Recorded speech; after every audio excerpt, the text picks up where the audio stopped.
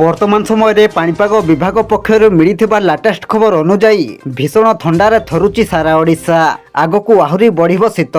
राज्य में शीत प्रकोप जारी रही। जी उदयगिरी राति तापमात्रा सामान्य बढ़ी 3 डिग्री को खसवा पारद 5 डिग्री को उठी। एबे भी राज्य में 11 सहर तापमात्रा 10 डिग्री तले रही। दियारिंगबाड़ी और फुलबाणी राति तापमात्रा 6 डिग्री रही बेले कोरापुट में 6.8 डिग्री, सिमड़ीगुड़ा 7.4 डिग्री, चिपिलिमा 8.8 डिग्री, नवरंगपुर में 9 डिग्री रही। तेबे आसंतु पाणीपागर संपूर्ण खबर उपरे नजर पकाइबा, किंतु ता पूर्वरु वीडियो को गोटे लाइक करंतु एवं वीडियो टी आपण मानक सांगसाथी मानक अधिकरु अधिक मात्रा रे शेयर करंतु।